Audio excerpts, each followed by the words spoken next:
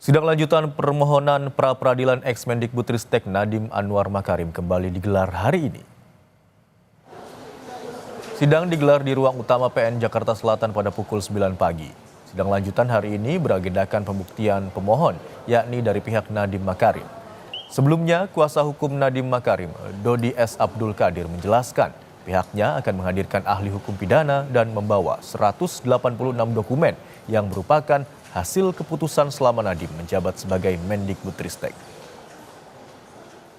Ada audit dari yang berwenang yaitu BPKP atau BPK tentang apakah pengadaan ini Chromebook tepat harga, tepat sasaran, dan tepat daerah. Itu belum ada. Itu yang mau kita buktikan. Karena tanpa itu gimana bisa menghitung kerugian negara? Ya kan? Benar nggak? Ya. Tanpa itu misalnya dibilang tidak tepat sasaran, daerah ini tidak dicakup, 3T tidak dicakup. Sudah diaudit belum? Ya kan? Terus satu lagi, sampai sekarang yang pasti kan Nadiem itu tidak ada tuduhan uang masuk ke dia. Nggak ada. Berarti dari segi unsur tindak pidana korupsi harus dicari pihak ketiga yang diuntungkan. Sidang pra-peradilan mantan Menteri Pendidikan, Kebudayaan, Riset, dan Teknologi Mendikbudristek Nadiem Makarim kembali digelar di Pengadilan Negeri Jakarta Selatan Senin siang. Dalam persidangan, jaksa mengklaim gugatan Nadiem Makarim tak berdasar hukum. Jaksa mengungkap alat-alat bukti pendukung mulai dari berita acara saksi, analisis ahli, hingga bukti percakapan grup pesan singkat dan dokumen lainnya. Bukti yang dipaparkan merujuk pada penetapan Nadiem Makarim sebagai tersangka dugaan korupsi pengadaan Chromebook Mendikbudristek pada 2019 hingga 2022.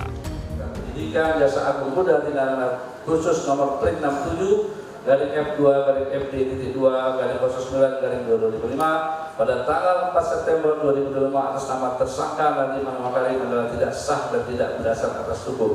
Petitum nomor 4 menyatakan bahwa pendidikan yang dilaksanakan oleh termohon terkait peristiwa pidana sebagaimana dimaksud dalam penetapan tersangka terhadap diri pemohon sebagai masuk dalam pasal 2 ayat 1, pasal 3, pasal 18 Undang-Undang Nomor 31 tahun 1999 tentang pemberantasan tindak pidana korupsi sebagaimana telah diubah dengan Undang-Undang Nomor 20 tahun 2001 tentang perubahan atas Undang-Undang Nomor 31 tahun 1999 tentang pemberantasan tindak pidana korupsi. Sementara itu, kuasa hukum Nadiem Makarim mengklaim tak cukup bukti yang menunjukkan Nadiem berniat mengambil keuntungan dari kasus dugaan korupsi pengadaan Chromebook.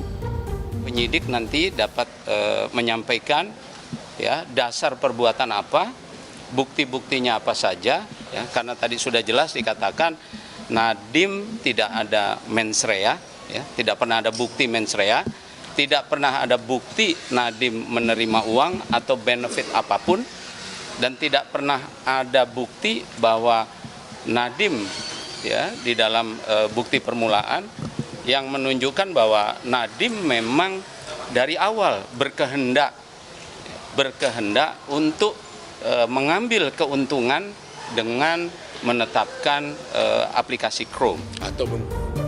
Sidang pra-peradilan Nadiem Makarim di Pengadilan Negeri Jakarta Selatan dihadiri keluarga Nadiem, mulai dari ayahnya Nono Anwar Makarim hingga istri Nadiem Makarim, Franka Franklin. Sidang diagendakan untuk mendengarkan jawaban dari Kejaksaan Agung, dilanjutkan dengan pengajuan replik dan duplik. Tim Liputan, Kompas TV.